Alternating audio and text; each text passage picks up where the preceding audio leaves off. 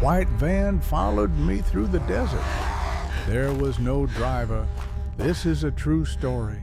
I swear on the soul of my late wife, on everything sacred that I still hold dear in this world, that what I'm about to tell you happened exactly as I describe it. Every detail, every sound, every shadow that moved in the darkness on the night of November 3rd on the loneliest stretch of highway along the Mexican border. I will tell you about the white van that followed me for 4 hours through the desert night, about how it rammed me off the road, about what I found when I climbed out of my wrecked truck and walked toward that van to confront whoever was driving it. But before I begin, you need to understand one thing. When I opened the door of that van, when I looked inside expecting to find a person, a criminal, a madman, anyone who could explain what had been happening to me, there was no one there. No driver, no passengers. Nothing but dust and the smell of something that had been dead for a very long time. And the most terrifying part was not the ghost van itself. The most terrifying part was what it wanted me to find and why it had chosen me to find it. My name is Miguel Angel Reyes. I am 43 years old, and I have been a long-haul trucker for 12 years, ever since cancer took my wife and left me alone with a 9-year-old daughter and a mountain of hospital bills that I could never hope to pay on a mechanic's salary. Elena died on a Tuesday in March. I remember the exact moment, the way her hand went slack in mine, the way the heart monitor flatlined with that terrible continuous tone that still haunts my dreams. She had fought for 18 months. Chemotherapy, radiation, experimental treatments that insurance refused to cover. In the end, none of it mattered. The cancer won, as it always does, and I was left standing in a hospital room that smelled of antiseptic and despair, wondering how I was supposed to raise a daughter alone. Sophia was too young to understand what death meant.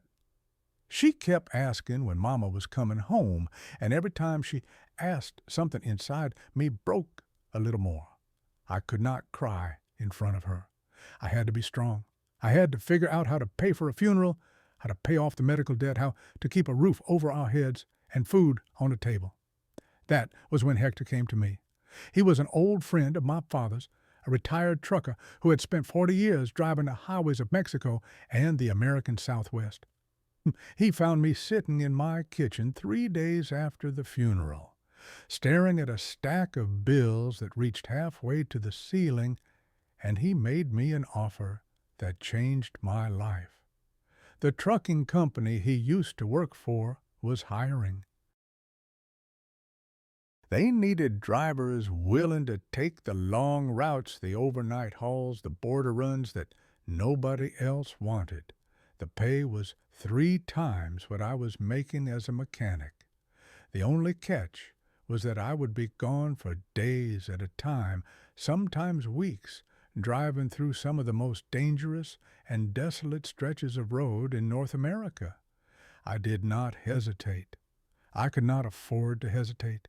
Hector taught me everything I needed to know, how to handle a big rig on mountain curves, how to stay awake during 20-hour drives, how to spot trouble before it found you, whether that trouble came in the form of bandits, corrupt police, or the cartels that controlled entire regions of the country like feudal lords. He also taught me the unwritten rules of the road, the superstitions that long-haul truckers pass down from generation to generation like sacred texts. Never pick up a hitchhiker after midnight. Never stop for anyone waving you down on a deserted stretch of highway. And if you ever see a vehicle following you through the night, a vehicle that never passes, never falls behind, never turns off, then that vehicle does not belong to the living. I laughed when he told me that last one. I was a practical man. I believed in engines and fuel gauges and the laws of physics. Ghosts were stories that old women told to frighten children, not something that a grown man needed to worry about. Hector did not laugh with me. He just looked at me with those tired old eyes and said something I would never forget. Some roads remember the people who died on them, and some of those people are still looking for a way home. I thought he was being dramatic, an old man clinging to old superstitions. I do not think that anymore. On the night of November 3rd, I was hauling a load of machine parts from Tijuana to Tamaulipas. It was one of the longest routes in my regular rotation, over 2,000 kilometers along the border, through some of the emptiest and most dangerous territory in Mexico. I had driven it dozens of times before.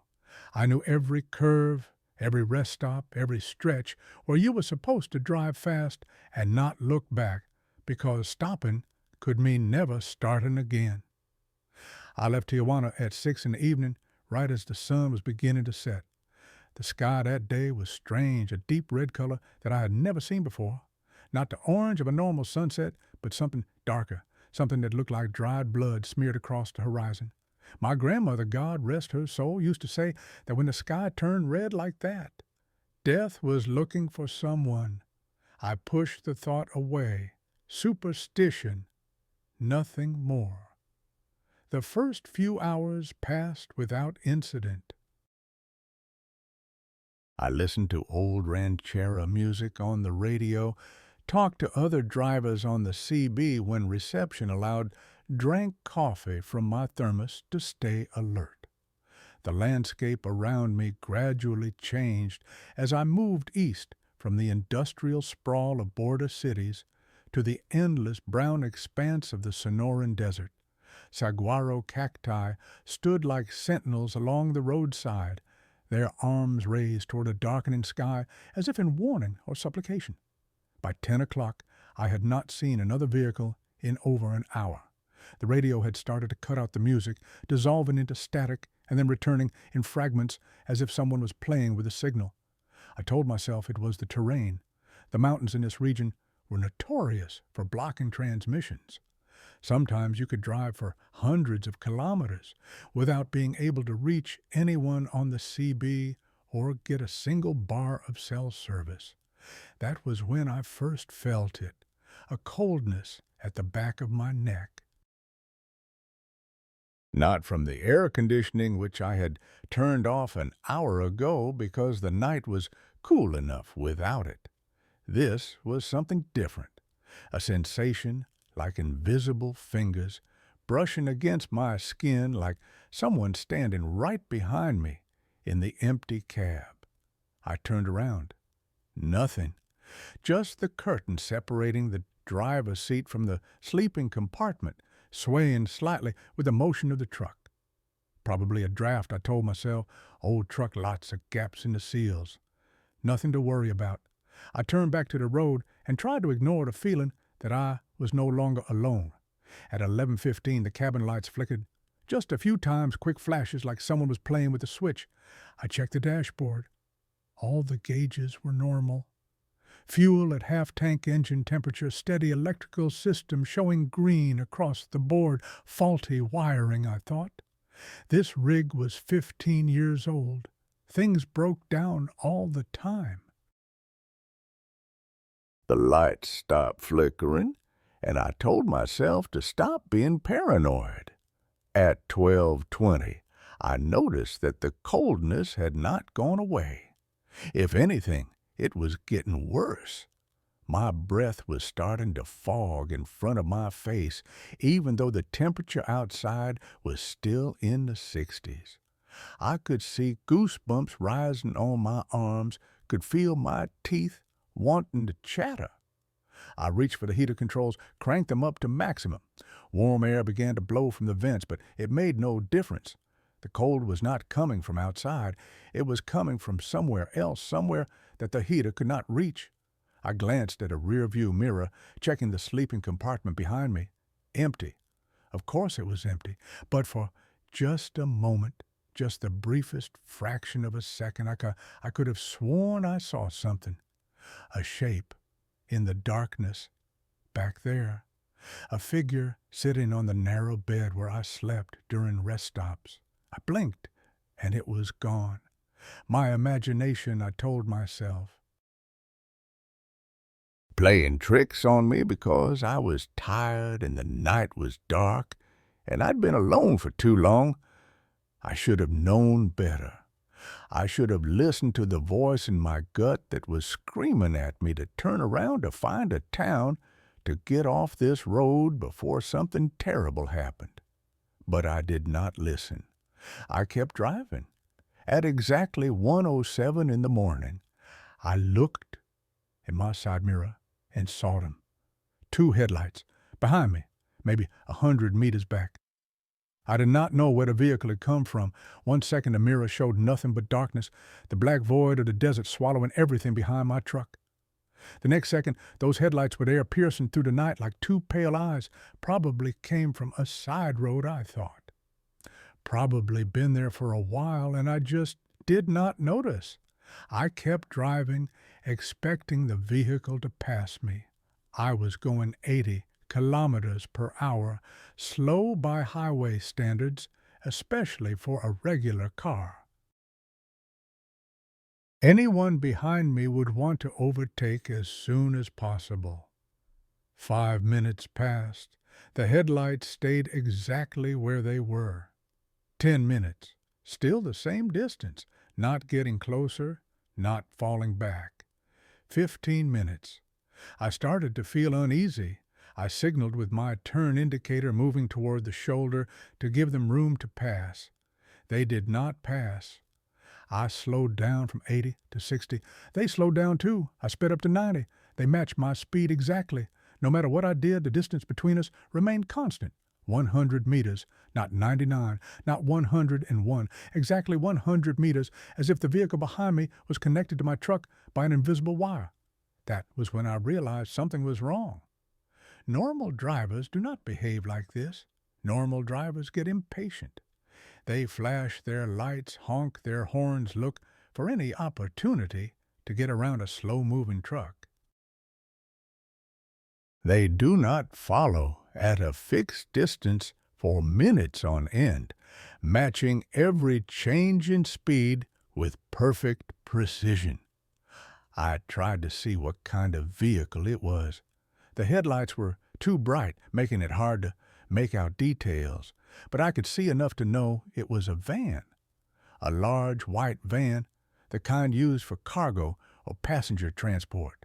No logos or markings that I could see, just a white shape moving through the darkness.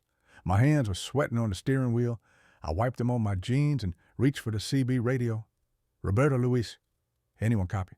This is Miguel on Route 2, about 80 clicks east of San Luis. I have got a vehicle following me. Anyone out there static? I tried again and again and again. Nothing. No response. Just the empty hiss of dead air. The radio was working. I could see the lights on the display, could hear the static that meant the channel was open, but no one was answering. It was as if I was the only person left alive on this entire stretch of highway. Me and whatever was driving that white van. I picked up my cell phone. No signal. The screen showed the little icon with the line through it, the one that meant I was in a dead zone. In all my years of driving this route, I had never been in a dead zone this long. There were always pockets of coverage brief windows where you could make a call or send a text, but not tonight.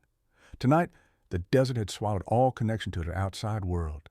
I was alone, truly, completely alone, and the white van was still behind me, its headlights burning in my mirror like the eyes of something hungry. A thought came to me then, unbidden and unwelcome. What Hector had told me all those years ago. If you ever see a vehicle following you through the night, a vehicle that never passes, never falls behind, never turns off, then that vehicle does not belong to the living. I shook my head violently, as if I could physically dislodge the thought from my brain. There are no such things as ghosts. There is no such thing as a phantom vehicle. There is a logical explanation for everything, and the explanation for this is probably that the driver behind me is lost or scared or just does not feel confident enough to pass a big rig on a dark highway. That was what I told myself. But deep down in a part of my mind that still remembered my grandmother's stories and Hector's warnings, I knew that something was very, very wrong. The clock on my dashboard read 1:47. I had been driving for almost 8 hours, and the white van had been following me for 40 minutes. The nearest rest stop was still 60 kilometers away. 60 kilometers of empty road, empty desert, empty sky. I kept checking the mirror. The van was still there. Still 100 meters behind, still matching my every move. And then I noticed something that made my blood run cold. There was no one in the driver's seat. The headlights were bright enough that I should have been able to see at least a silhouette, a shape, something to indicate that a person was behind the wheel. But there was nothing, just an empty seat and a windshield that reflected the night like a dark mirror. A driverless van following me through the desert at exactly 100 meters. I cannot explain what happened next. Maybe it was fear. Maybe it was exhaustion. Maybe it was the cumulative weight of every strange thing that had occurred since sunset, finally breaking through the wall of denial I had built around my rational mind. But in that moment, staring at the empty driver's seat in my mirror, I heard a voice. Not on the radio, not from outside the truck. Inside my head, a woman's voice, young, desperate, thick with pain and terror. Find us, just 2 words. But they hit me like a physical blow, like someone had reached into my skull and pressed their fingers against my brain. They killed us. They buried us. Please, find us. I screamed. I do not remember deciding to scream. The sound just came out of me raw and primal, the cry of an animal that has suddenly realized it is not alone in the dark, and the voice fell silent.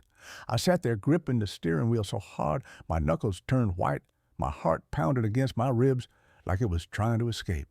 The road stretched out ahead of me black and endless. The van was still behind me, still 100 meters back still, with its empty driver's seat, and I knew with a certainty that went beyond logical reason that whatever was happening to me was only the beginning.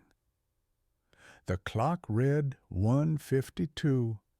I was still 60 kilometers from the rest stop, 60 kilometers from lights and people and some semblance of safety.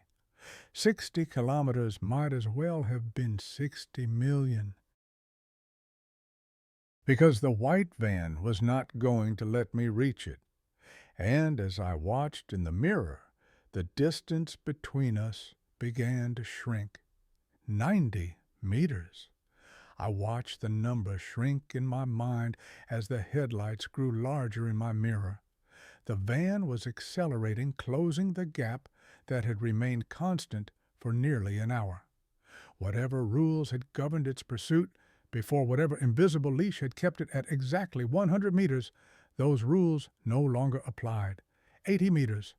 My foot pressed harder on the accelerator. The engine groaned in protest, the speedometer climbing from 80 to 90 to 100 kilometers per hour. The truck was not built for speed, not with a full load of machine parts weighing down the trailer. I could feel the whole rig shuddering, the steering wheel vibrating in my hands like a living thing trying to escape my grip.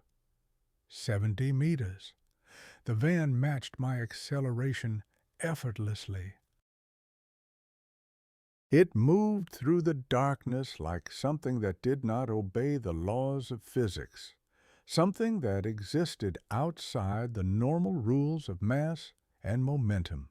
Its headlights never wavered, never bounced with the imperfections of the road. They stayed fixed on me, twin beams of cold white light that felt less like illumination and more like the gaze of something ancient and hungry. I had to know. I had to test it one more time, had to prove to myself that there was some rational explanation for what was happening. I slammed on the brakes. The truck lurched forward, tires screaming against the asphalt, the trailer swaying dangerously behind me. I gripped the wheel with both hands, fighting to keep the rig from jackknifing. The speedometer dropped like a stone. 100, 80, 60, 40. I looked in the mirror. The van had stopped too, instantaneously. No brake lights, no gradual deceleration. One moment it was moving at highway speed, the next it was stationary, sitting exactly 70 meters behind me, as if it had always been there. No vehicle could stop that fast. Nothing made of metal and rubber and glass could defy inertia so completely. What I was seeing was impossible. And yet, there it was. I sat in the idling truck, my breath coming in ragged gasps, my heart slamming against my ribs so hard I thought it might crack them.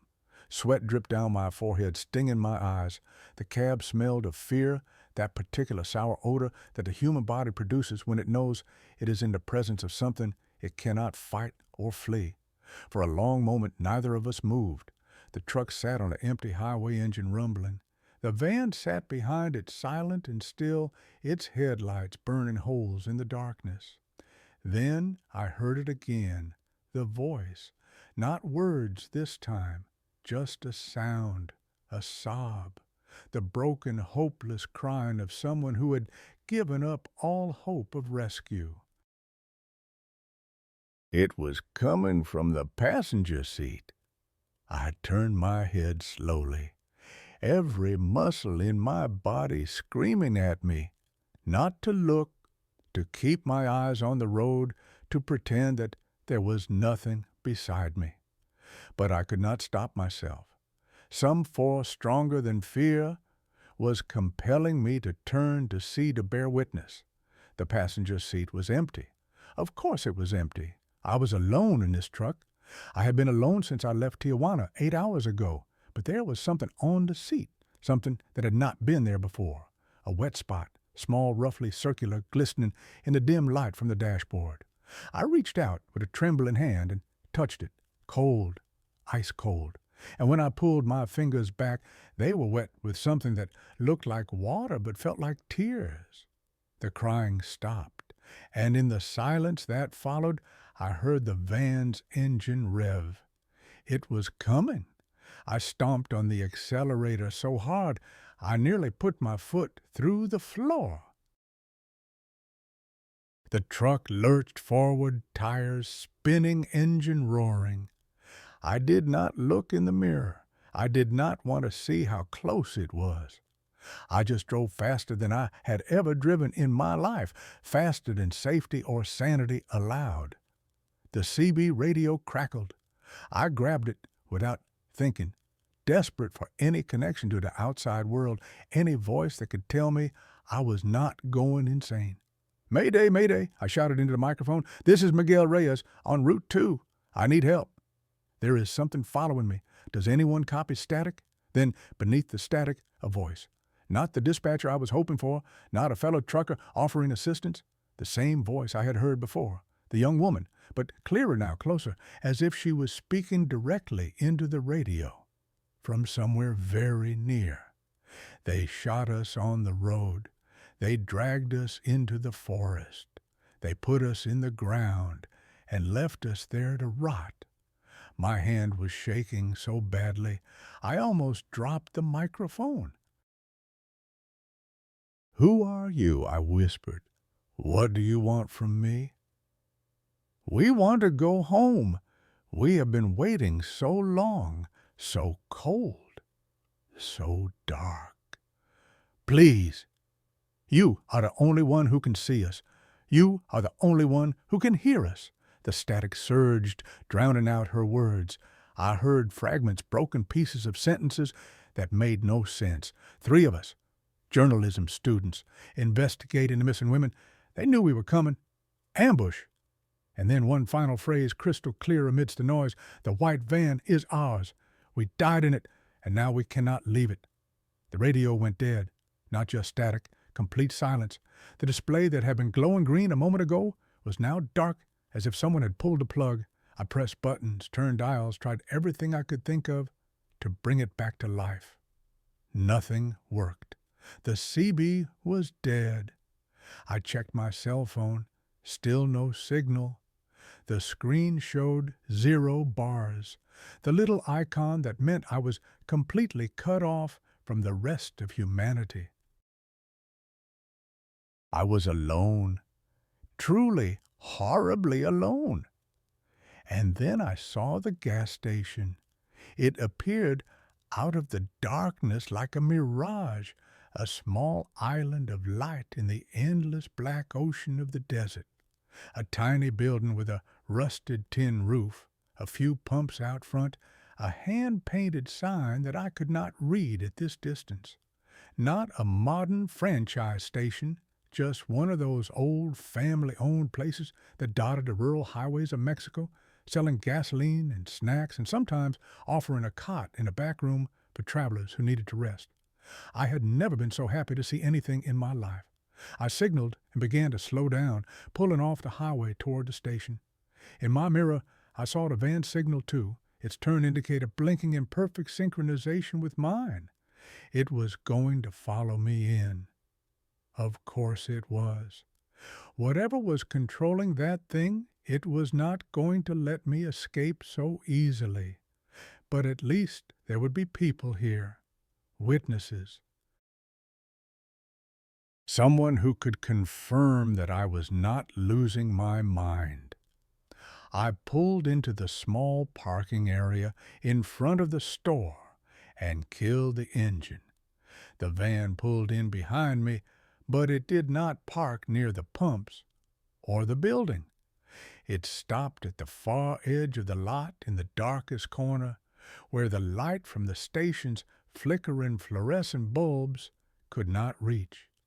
Its headlights stayed on, pointed at me. I sat in a cab for a long moment, gathering my courage.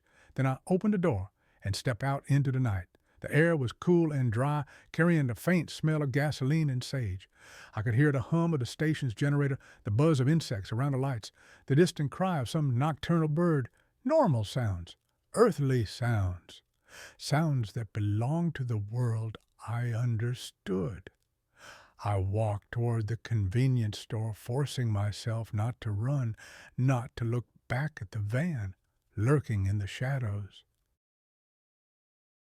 Inside, an old man sat behind the counter, his eyes fixed on a small television showing a news program. He looked up when I entered, nodded once in greeting, and returned his attention to the screen. I grabbed a bottle of water from the cooler, more for something to do with my hands than because I was thirsty. Then I approached the counter. "Water," I said, placing the bottle in front of him, "and can I ask you something?" The old man raised an eyebrow. "Do you see that white van parked outside, in a corner of the lot?" He turned and looked out the window, squinted, looked for a long time, long enough that I started to feel a chill crawling up my spine. Then he turned back to me and shook his head. "I do not see any Van Amigo. Just your truck." I spun around and stared out the window. The van was still there. I could see it clearly. The white paint, dull and dirty, in the darkness. The headlights still burning, the shape of the empty driver's seat behind the windshield. But the old man could not see it.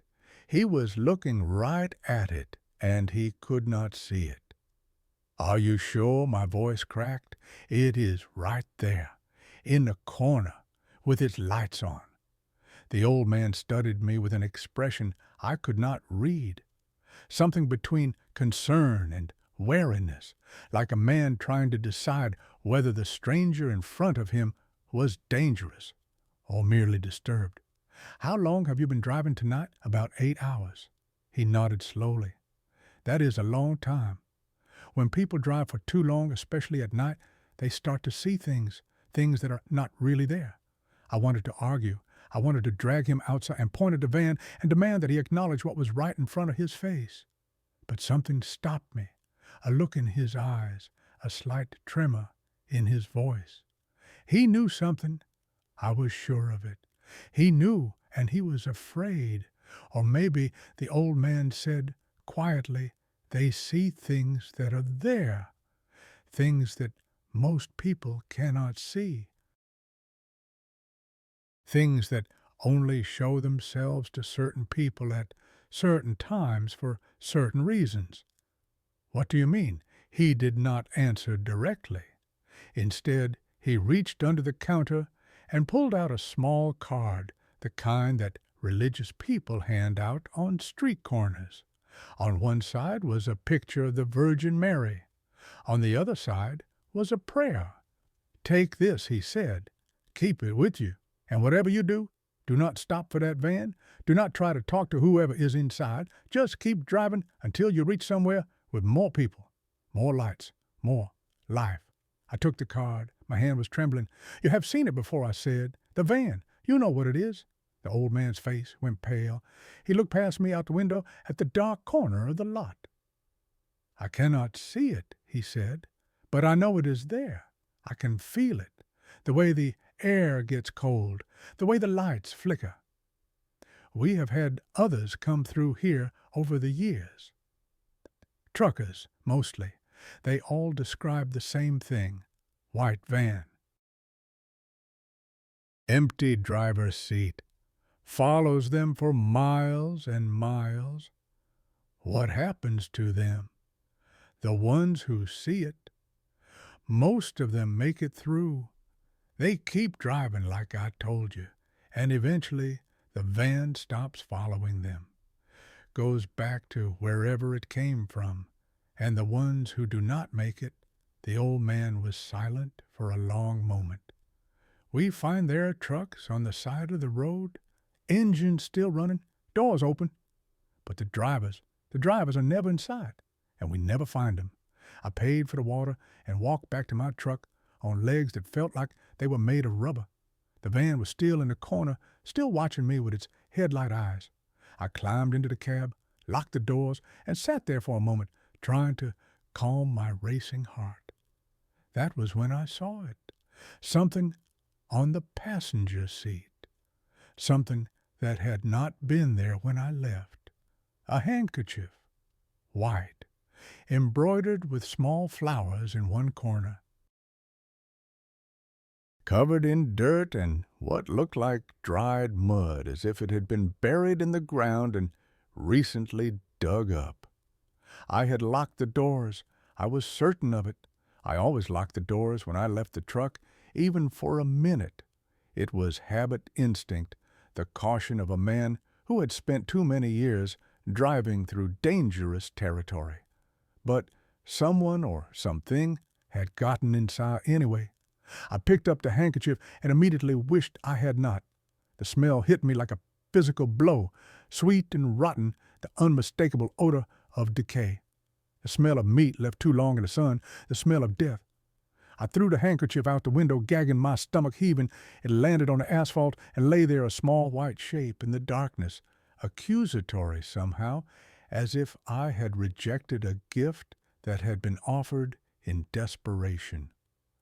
When I looked up at the corner of the lot, the van was gone. I did not waste time wondering where it had gone or how it had disappeared so quickly. I just started the engine and drove pulling back onto the highway as fast as the truck would allow, putting distance between myself and that gas station and everything that had happened there. For 15 minutes, the road behind me was empty.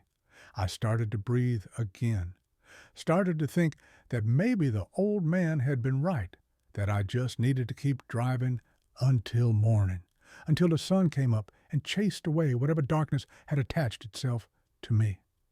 Then I looked in the mirror.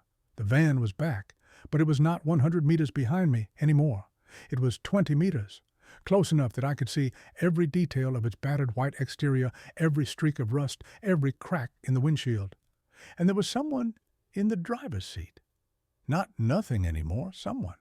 A dark shape, human in outline, but wrong, somehow sitting perfectly still behind the wheel. I could not see a face, could not make out features, but I could feel it looking at me. No, not it, her. I knew with the same inexplicable certainty that had been growing inside me all night that the shape in that driver's seat was female, one of the voices I had heard on the radio, one of the people who had died in that van and could not leave it. She was so close, close enough that I could almost hear her breathing if dead things still breathed. I accelerated.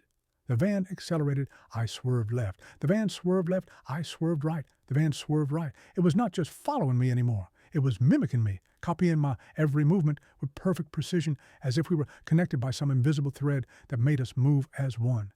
And then I heard a whisper, not from the radio this time, not from some distant place, from right beside me, from the passenger seat. "Find us." I jerked my head to the right, and for just a moment I saw her. A young woman, early 20s, maybe younger. Long dark hair matted with mud and something darker. Skin so pale it was almost blue. And eyes. Eyes that were not eyes at all, just empty white orbs in a face that had once been beautiful. She was sitting in the passenger seat of my truck. She had been there, I realized, since the gas station. Maybe since before that.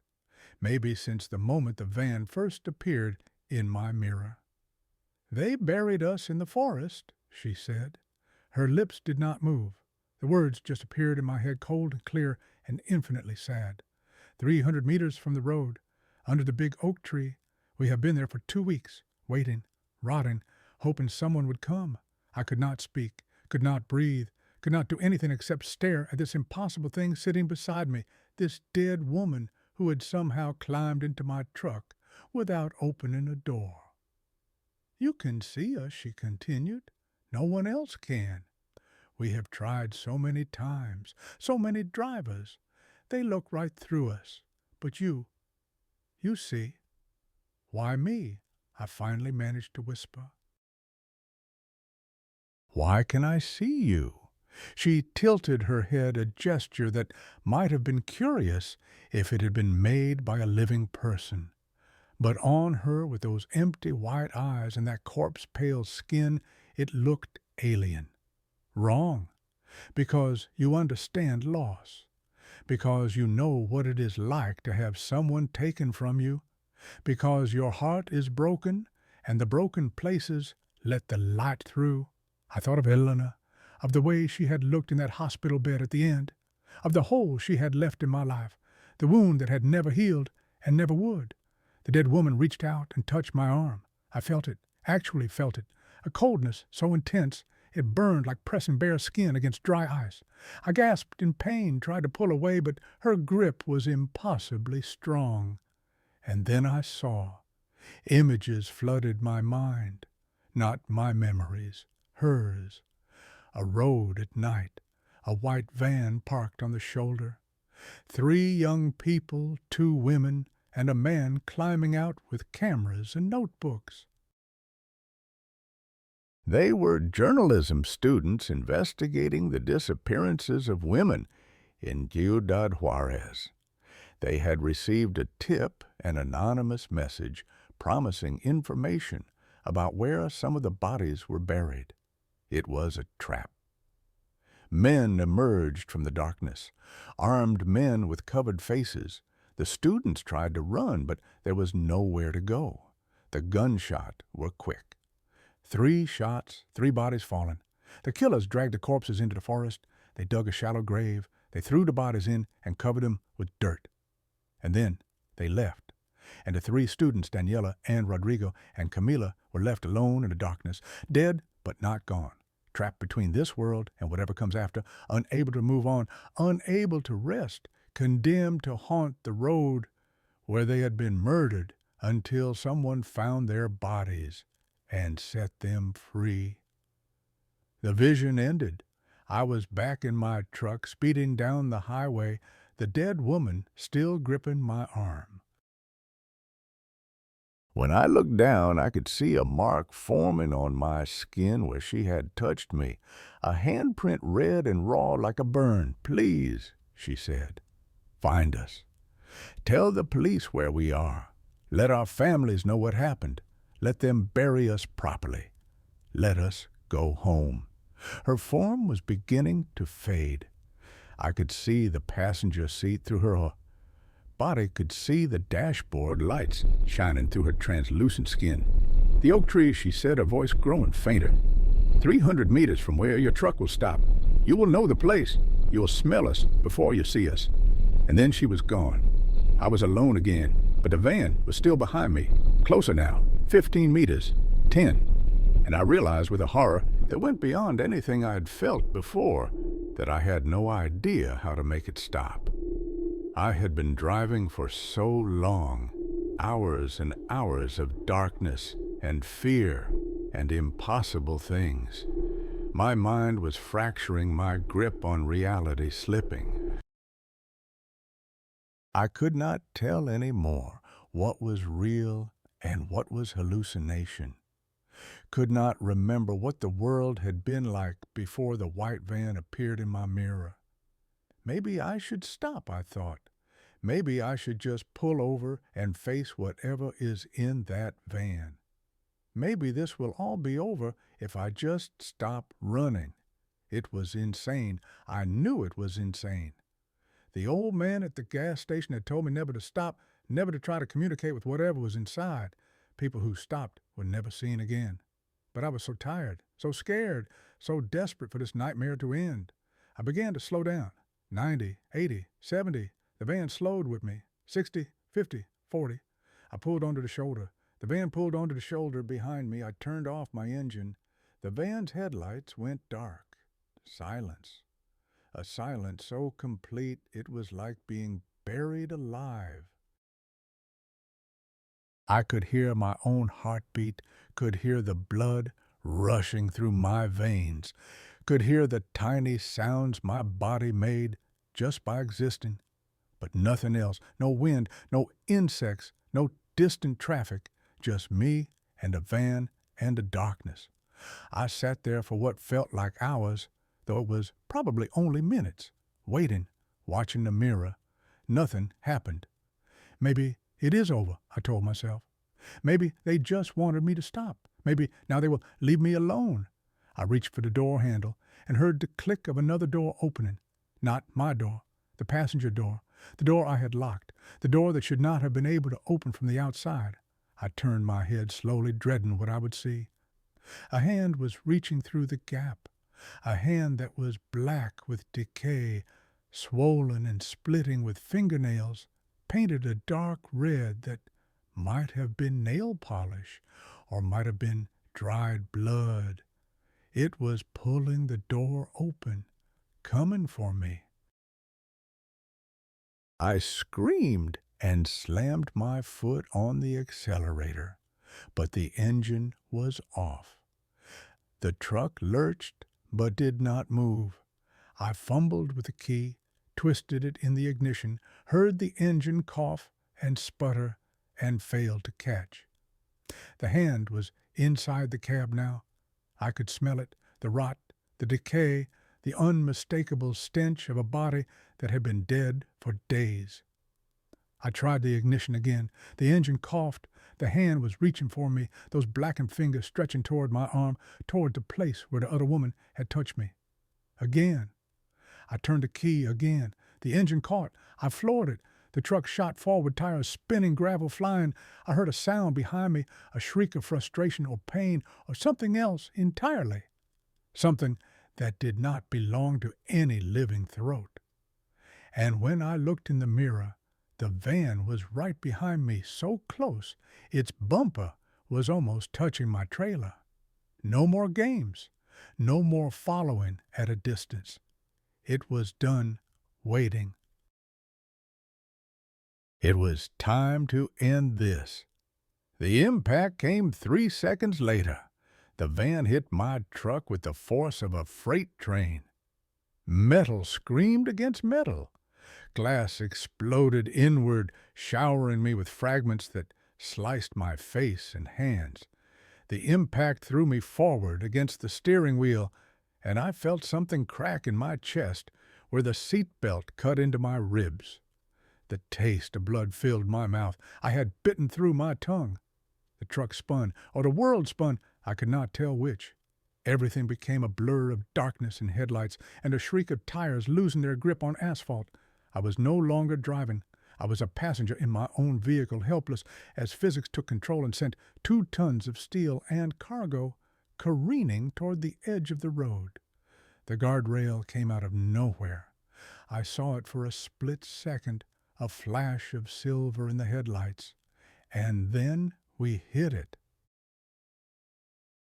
The truck broke through like the rail was made of paper, and suddenly there was no road beneath us any more, just air, just the stomach-dropping sensation of falling. The truck rolled, once, twice, 3 times. Each rotation slammed me against a different surface, the ceiling, the door, the steering wheel. I lost track of up and down, lost track of everything except the pain and the noise and the desperate animal need to survive. When the truck finally stopped, it was lying on its side in a ravine filled with scrub brush and rocks. The engine had died. The headlights were dark. The only sound was the tick, tick, tick of cooling metal and my own ragged breathing. I hung suspended by my seatbelt, gravity pulling me toward the shattered passenger window that now faced the ground. Blood dripped from my forehead, falling past my face and disappearing into the darkness below. My chest felt like someone had taken a sledgehammer to it. Every breath was agony, but I was alive. Somehow, impossibly, I was alive. I fumbled for the seatbelt release with fingers that felt like they belonged to someone else. The buckle clicked open, and I fell, landing hard on the broken glass and twisted metal of the passenger side. Fresh pain exploded through my shoulder, my hip, my knee. I bit back a scream and lay there for a moment, gasping, trying to remember how to move. Get up, I told myself. You have to get up. You have to get out of here before. Before what? Before the van came for me again. Before the dead woman with the white eyes reached through another door. I forced myself to my hands and knees. The cab was a wreck. Dashboard shattered, windshield gone. The driver's door above me was buckled, but intact. I reached up, grabbed the handle, and pushed. The door groaned, but did not move. I pushed harder, putting every ounce of strength I had left into it. The hinges screamed in protest, and finally, the door swung open, letting in a rush of cool night air that smelled of sage and dust and something else, something sweet, something rotten. I pulled myself up through the opening, my damaged ribs shrieking with every movement, and collapsed on the side of the overturned truck. For a long moment, I just lay there staring up at the stars, breathing in short, painful gasps. Then I heard the engine. I turned my head, and there it was.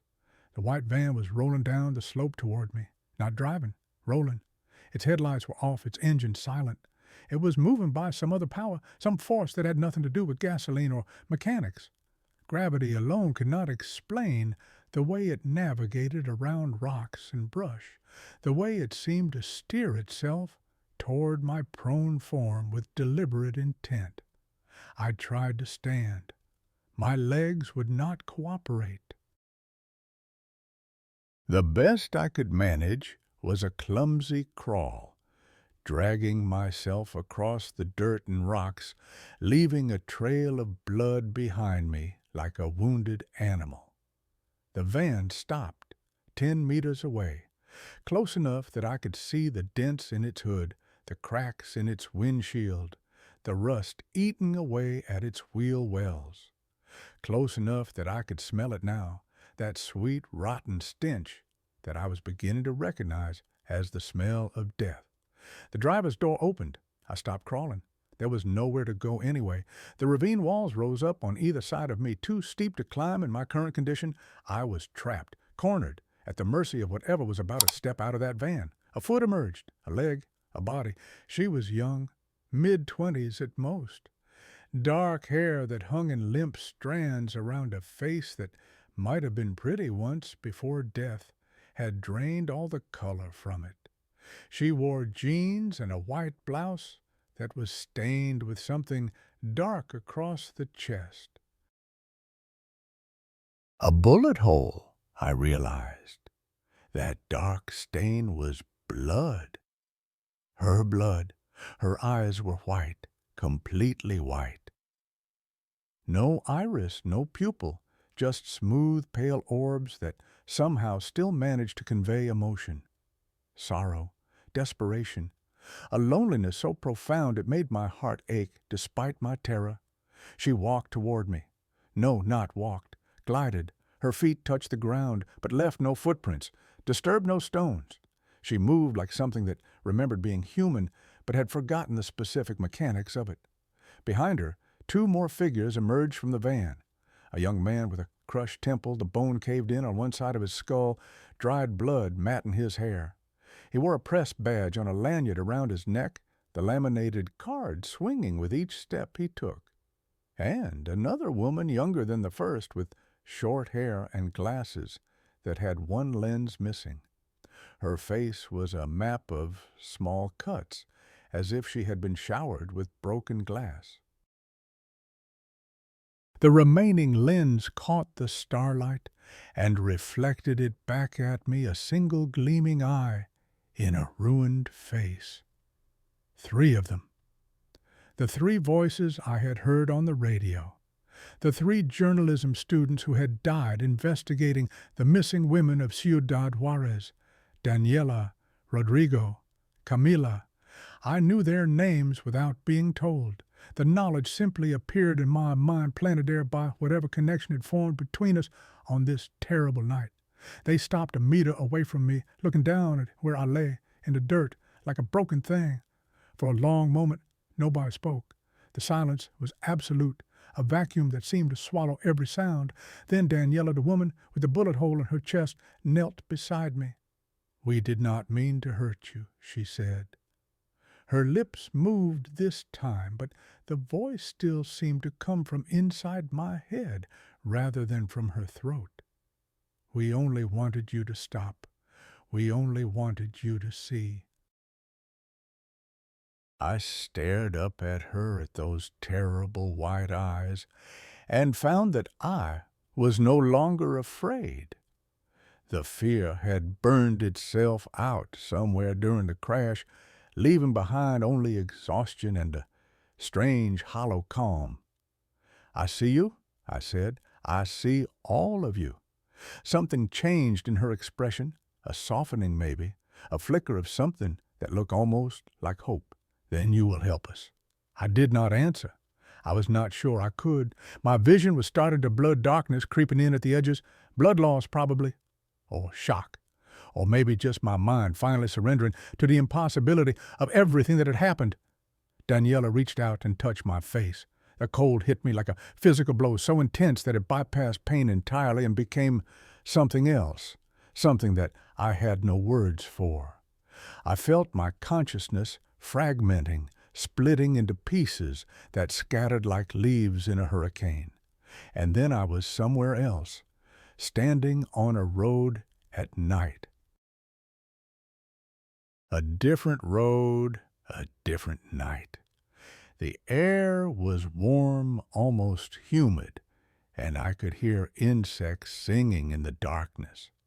Headlights illuminated a stretch of empty highway, and in their glow I saw a white van parked on the shoulder. 3 young people stood beside it, 2 women and a man. They were checking equipment, adjusting camera settings, reviewing notes on their phones. Their faces were bright with excitement, with the nervous energy of people about to do something dangerous and important. "We got the tip yesterday," the man was saying. "Anonymous source, but the information checks out.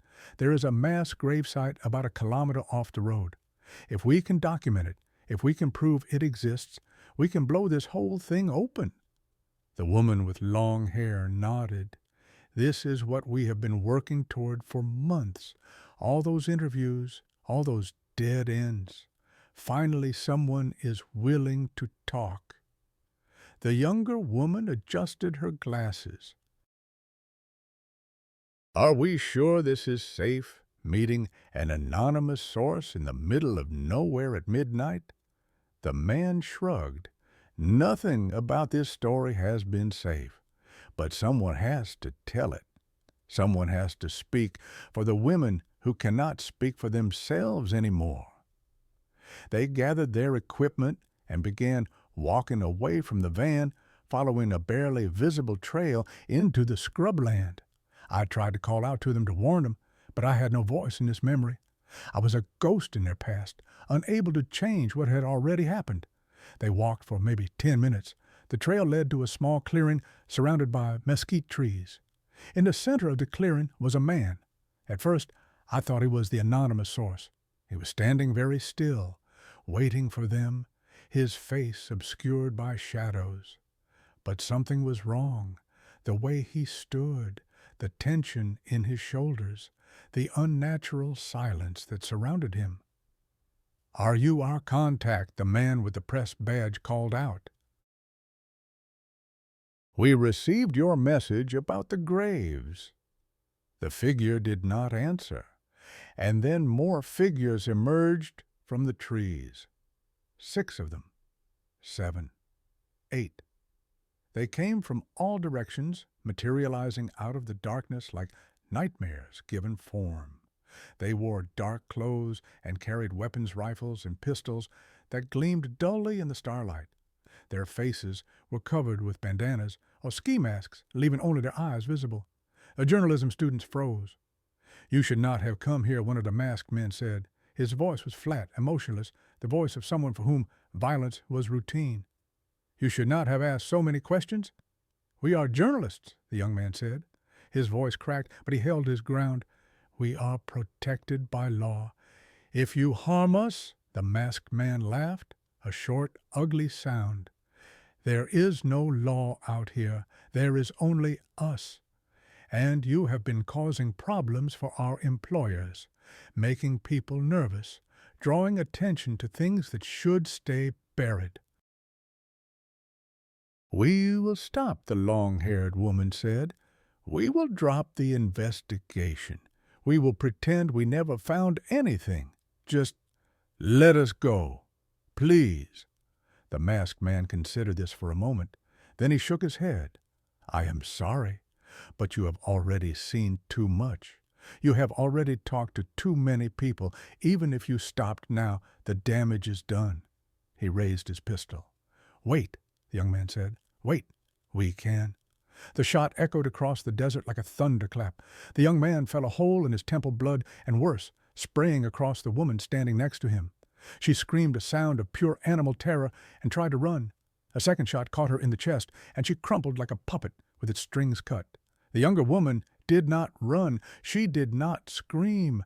She just stood there frozen, staring at her dead friends with an expression of total incomprehension, as if her mind simply could not process what was happening.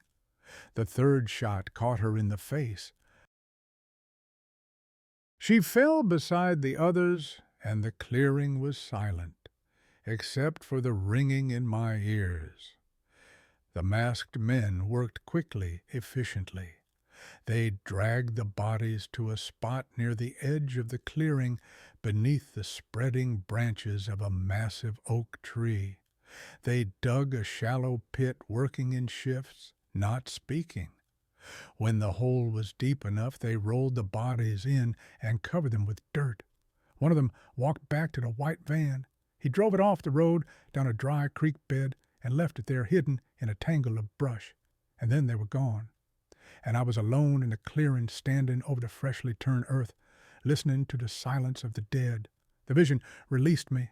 I gasped, sucking in air like a drowning man breaking the surface. The night sky spun above me, stars wheeling in dizzying circles. I was back in the ravine, lying on the rocky ground with 3 dead students kneeling around me like mourners at a funeral. "Now you know," Daniela said. "Now you understand what happened to us." I could not speak. My throat was raw, as if I had been screaming, though I did not remember making any sound. "They killed us because we were trying to tell the truth," the young man Rodrigo said, "because we wanted to give voices to the women who had been silenced. And instead, we became 3 more victims, 3 more names on a list that keeps growing. Our families are still searching for us," Camilla added. Her voice was softer than the others, younger, more vulnerable. "My mother calls my phone every day, even though it went to voicemail weeks ago. She leaves messages. She tells me about her day. She asks me to come home." A tear rolled down my cheek. I was not sure if it was mine or if it had somehow transferred from one of them.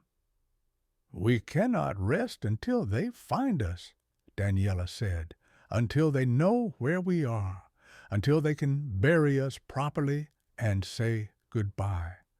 That is why we have been waiting. That is why we chose you." "Why me?" I managed to whisper. "Out of all the people who drive this road, why did you choose me?" Daniela looked at the others, then back at me. When she spoke, her voice was gentler than before. "Because you carry your own ghosts. Because you know what it is like to lose someone and never fully recover. Because your wife died and took a piece of your soul with her, and that missing piece left a gap, a crack in the armor that separates the living from the dead." Elena. She was talking about Elena. "The broken places let the light through," Daniela continued, "and sometimes they let other things through too, things like us." She reached out and took my hand. The cold was still there, but it was bearable now, almost comforting, like the touch of a loved one who had been gone for a long time. 300 meters from here," she said, "there is a clearing with a large oak tree. We are buried beneath it. Find us, tell the police, let our families know where we are." "And if I do," I asked, "what happens to you?" "We go home," she said simply. "We finally go home."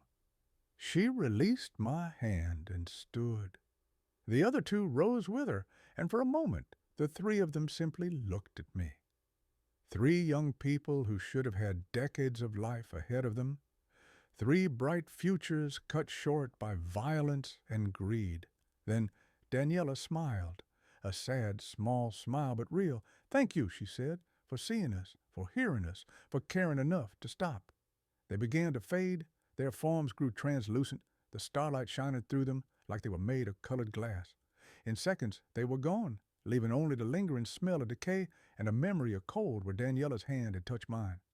I lay there for a long time, staring at the sky, trying to process what had happened.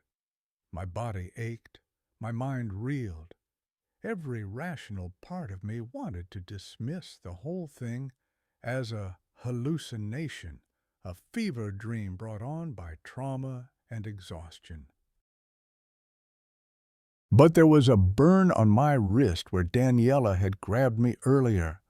A perfect handprint, the skin red and raw, already beginning to blister. Physical evidence that something had touched me. Something cold. Something dead. And there was the direction she had pointed. 300 meters. A clearing with an oak tree. Bodies buried beneath. I could not ignore that. I could not drive away and pretend none of this had happened. I had to know if she was telling the truth. It took me 10 minutes to climb out of the ravine. Every movement sent fresh waves of pain through my battered body. My ribs screamed with each breath. My shoulder felt like it had been wrenched out of its socket and put back wrong. Blood from the cut on my forehead kept dripping into my eyes, and I had to wipe it away constantly to see where I was going. But I made it. I climbed up the slope, hand over hand, and emerged onto the scrubland above. The highway was about 50 meters away, a dark ribbon cutting through the desert. There was no traffic, no headlights in either direction. It was as if the entire world had emptied out, leaving only me and the wilderness and whatever was waiting in that clearing. I pulled out my phone. Still no signal. The screen glowed in my hand, showing 0 bars, showing that I was completely cut off from civilization. I would have to find the bodies first, then figure out how to contact the police. I turned away from the highway and started walking into the desert. The scrubland at night was a different world. Shadows pooled beneath the mesquite trees, black and impenetrable. The ground was uneven, studded with rocks and cactus that I could barely see in the darkness. Every step was a gamble, a trust fall into the unknown. But there was a path, faint, overgrown, but visible if you knew to look for it. The same path that Daniela and Rodrigo and Camila had walked 2 weeks ago on their way to meet an anonymous source who turned out to be their executioner. I followed it. The smell found me before I found the clearing. It started as a whisper at the edge of perception, a sweetness in the air that did not belong to the desert. Then it grew stronger, thicker, until I had to breathe through my mouth to keep from gagging. The smell of decay, the smell of flesh rotting in the open air, the smell of death. The clearing opened up before me exactly as I'd seen in the vision. A circle of bare earth surrounded by mesquite trees, and in the center, beneath the spreading branches of a massive oak, a patch of ground that looked different from the rest. Freshly turned earth, darker than the surrounding soil, and something protruding from it. I walked closer, my heart pounding so hard I could feel it in my temples. A hand.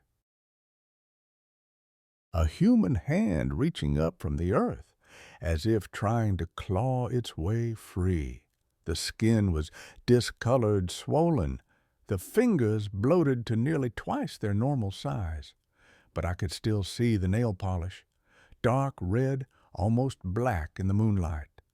Daniela's hand, the same hand that had reached through the door of my truck. I fell to my knees beside the shallow grave. I did not mean to. My legs simply gave out, unable to support me any longer. I knelt there in the dirt, staring at that hand, and something inside me broke. They were real. Everything I had seen, everything I had experienced, it was all real.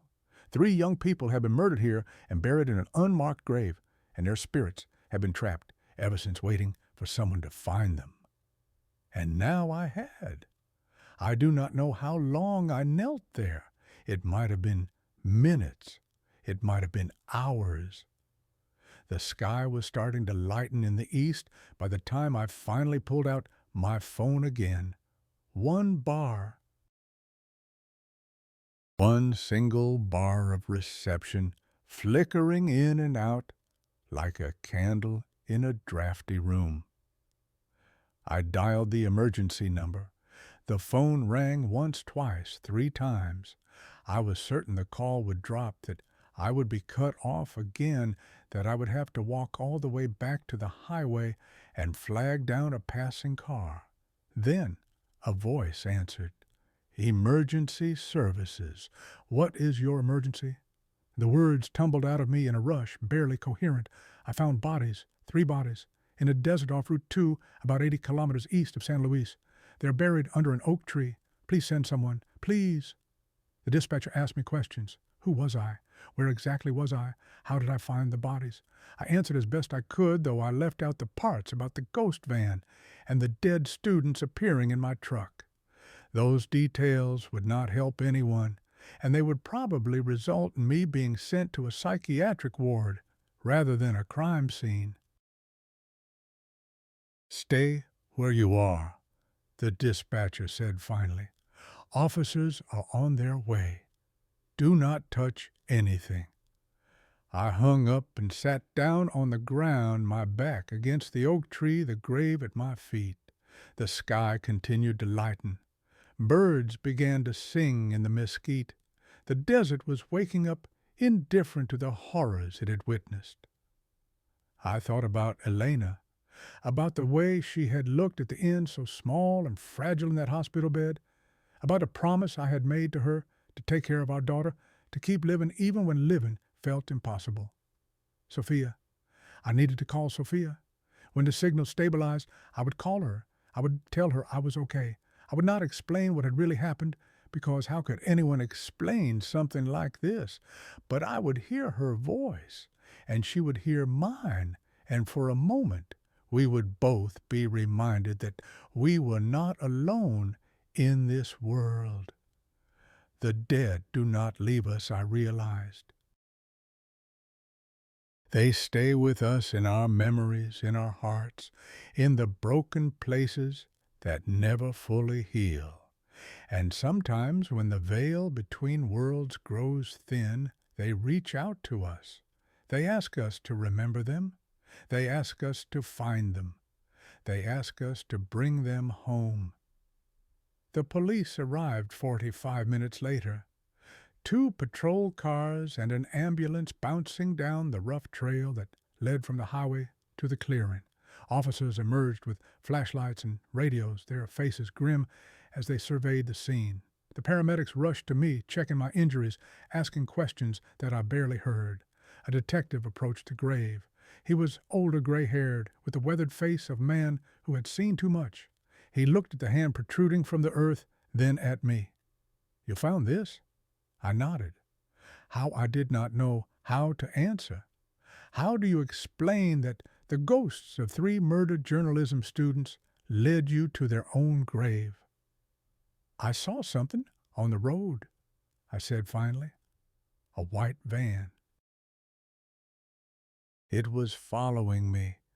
When I tried to get away, I crashed. And when I came to, I found the trail that led here." The detective studied me for a long moment. His eyes were sharp, assessing. I could tell he did not believe my story. Not entirely, but he did not press. Not yet. "We found a white van," he said, "about 2 kilometers from here, in a dry creek bed. It has been there for a while, judging by the vegetation growing around it. You said it was following you. I saw it following me. I saw it on the highway for hours. But when I checked after the crash, it was gone." The detective's frown deepened. He pulled out a phone and showed me a photograph. "Is this the van?" It was. The same white van that had pursued me through the night. But in the photograph, it looked different. Abandoned, rusted, covered in dust and dead leaves. It looked like it had been sitting in that creek bed for weeks, not hours. "That van has been there since the students disappeared," the detective said. 2 weeks ago, 3 journalism students from the University of Chihuahua went missing while investigating the femicides in Ciudad Juarez. Their car was found abandoned on the highway, but there was no sign of them. That van is registered to one of their families. I stared at the photograph. The implications were impossible to ignore. The van I saw could not have been this van. This van had been immobile for 2 weeks. This van was currently sitting in a crime scene surrounded by police tape. And yet I had seen it. I had been chased by it. I had been run off the road by it. "Senor Reyes," the detective said, "carefully, I am not going to pretend I understand what happened to you tonight.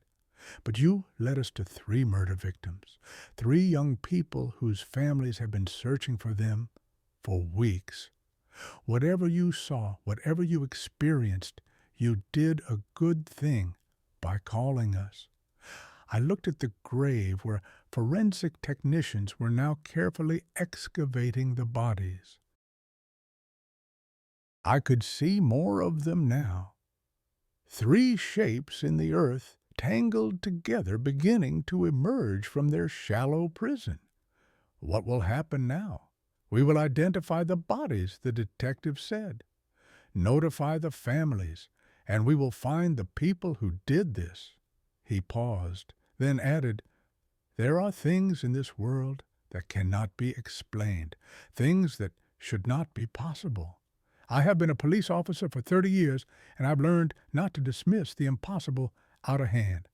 Whatever led you here, whoever or whatever guided you to this place, I believe it was meant to happen." He handed me a card. "If you remember anything else, call this number." I took the card and slipped it into my pocket. The paramedics wanted to take me to the hospital, but I refused. My injuries were painful, but not serious. Bruised ribs, cuts, and scrapes, the burn on my wrist that they could not explain. I told them I would see a doctor when I got home. I called Sophia from a borrowed phone while waiting for a ride back to the city. I did not tell her what had really happened. I said the truck had mechanical failure, that I had been in a minor accident, that I was fine, that she should not worry. She cried anyway. She had already lost her mother. The thought of losing me, too, was more than she could bear.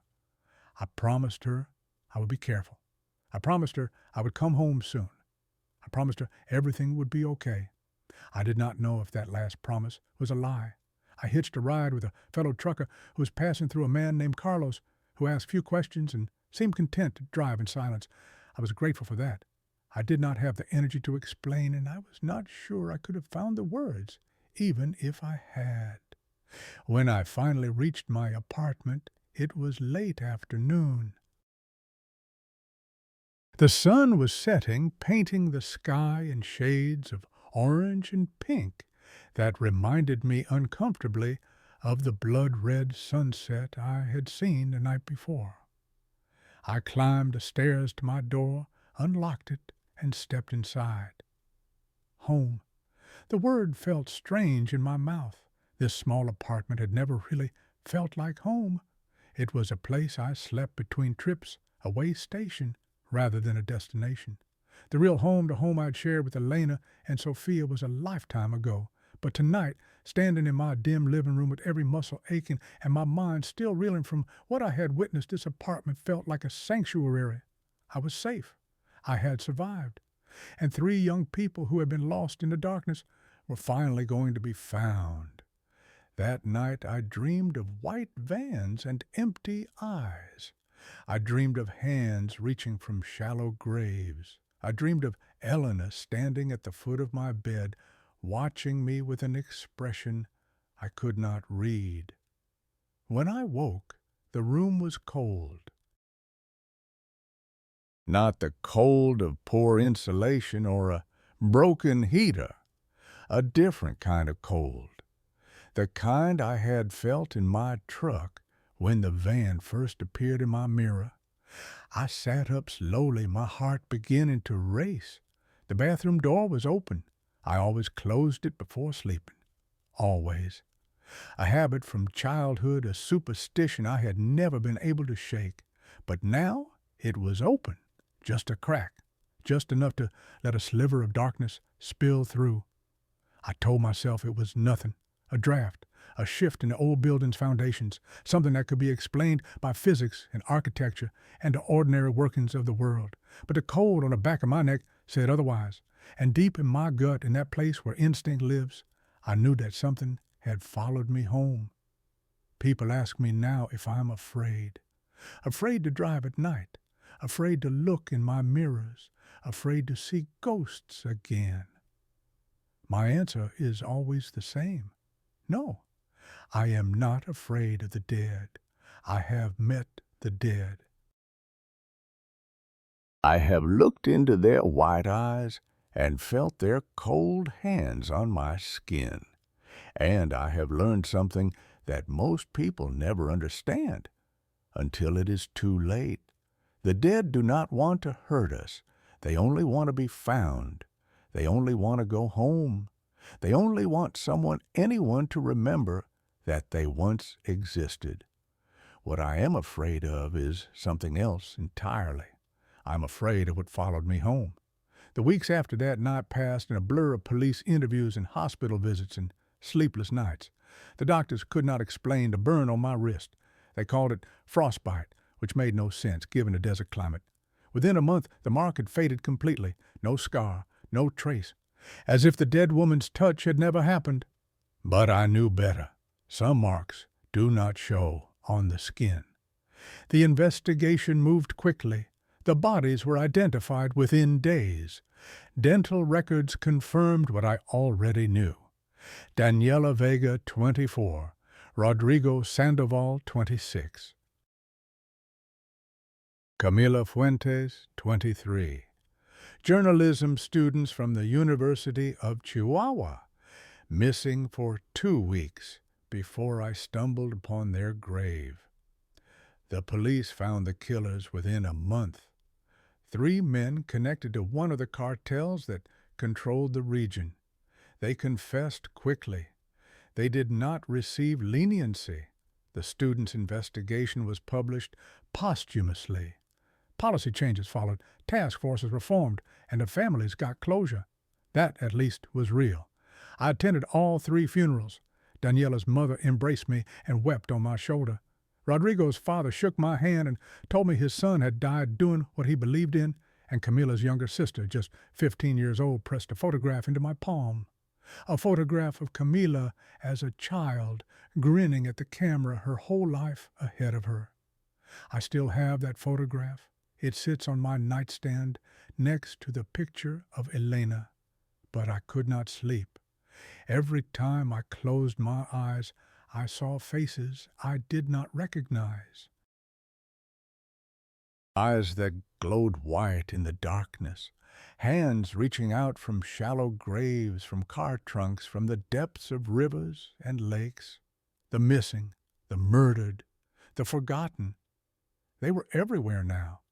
On the highways I drove, in the rest stops where I tried to sleep, standing on the side of the road at 3 a.m, watching my truck pass with expressions of desperate hope. Before that night, I had been blind to them. Now I could not stop seeing them. 1 month after the crash, I woke at 3 a.m. to the sound of knocking, not on my front door, on my bathroom door. 3 slow, deliberate raps, then silence. I lay in bed, heart pounding, staring at the bathroom door across the room. It was closed. I had closed it before, sleeping just as I always did. But as I watched, it swung open, slowly, silently, as if pushed by an invisible hand. I got out of bed. Every instinct screamed at me to stay under the covers, to pull the blanket over my head like a child, to wait until morning, when the sun would chase away whatever was lurking in the shadows. But I had to know. I had to see. I walked to the bathroom. I turned on the light. The mirror showed me my own reflection, haggard, exhausted. A man who had aged 10 years in a single month. And behind my reflection, standing in a doorway I had just walked through, was a woman. She was not Daniela. Her hair was shorter, her face rounder, and the blood on her clothes came from wounds I couldn't see. Younger than the journalism students, different build, different features, someone else entirely, someone new. Her eyes were white, that same terrible white I had come to know so well. I spun around. The doorway was empty. I turned back to the mirror. She was still there, still watching me, still waiting. And as I stared at her reflection, words began to appear on the glass. Not written by any hand I could see, just forming, letter by letter, as if traced by an invisible finger in the condensation. Find me. I stumbled backward, nearly falling into the bathtub. When I caught myself and looked at the mirror again, the words were gone. The woman was gone, but I could still feel her presence. a weight in the air, like being watched by something that existed just beyond the edge of perception. In the morning, I found a handkerchief. It was lying on my dining table, folded neatly as if someone had placed it there with care. White, embroidered with small flowers in one corner, covered in dirt and dried mud. The same handkerchief I'd thrown out the window at the gas station. I had watched it fall to the asphalt. I had driven away and left it there, but here it was, in my apartment, 6 floors above the street. I picked it up with trembling hands. There was writing on it, red ink or something that looked like red ink. An address in Chihuahua, about 600 kilometers away, and below the address, a name, Maria Elena Sanchez, 23 years old, missing since September 15th. I searched for the name on my phone. The results appeared instantly. News articles, missing person reports, a photograph of a young woman with short dark hair and a bright smile. The same woman I had seen in my bathroom mirror. Maria Elena Sanchez had vanished 2 months ago while driving home from her job at a clothing store in Chihuahua City. Her car was found abandoned on a rural road. No signs of struggle, no witnesses, no leads. Her family was still searching, still hoping, still leaving messages on her voicemail, and now her ghost was asking me to find her. I sat there for a long time holding the handkerchief, staring at the address. I thought about Daniela and Rodrigo and Camila. I thought about their families, about the closure they had finally received. I thought about Elena, about the years I had spent carrying my own grief, the weight of her death that I would bear until my last breath. The dead do not choose us randomly. They find the people who can hear them, the people whose broken hearts have left cracks in the wall between worlds. And once they find us, they never let go. I could ignore this. I could throw away the handkerchief, pretend I never saw the message, go back to my normal life. But I knew I would not. I knew I could not. The night before I left for Chihuahua, at exactly 1:07 in the morning, I woke to the sound of an engine, not from the street below, from outside my window. I am on the 6th floor. I got out of bed and walked to the window. I pulled back the curtain. 2 headlights were floating in the darkness outside, 6 stories above the ground, hanging in midair like the eyes of some enormous predator staring at me. They did not blink, did not waver. They just watched, patient and eternal, waiting for something I could not understand. Then, as suddenly as they had appeared, they were gone. I am recording this from a motel room outside Chihuahua City. Tomorrow, I will drive to the address on the handkerchief. I do not know what I will find there. I do not know if I will survive what comes next, but I have to try. This morning, I found another handkerchief on my pillow, another address, another name. They have found me, the lost ones, the forgotten ones, the souls who wander between worlds searching for someone to hear their cries. And they will keep finding me. They will keep calling. They will keep asking me to do what no one else can do, to find them, to remember them, to bring them home. I called Sophia before I left. I told her I loved her. I told her I was proud of the woman she had become. I did not tell her where I was going or why. Some burdens are not meant to be shared. If you are listening to this wherever you are, I have one piece of advice for you.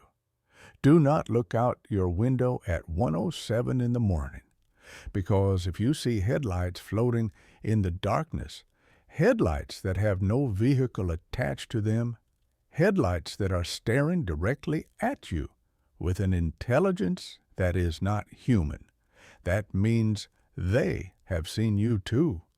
That means you are like me now, and the dead will never let you rest. This is Miguel Angel Reyes, trucker widower, father, and now, apparently, a bridge between the living and the dead. They have chosen me. I do not know why.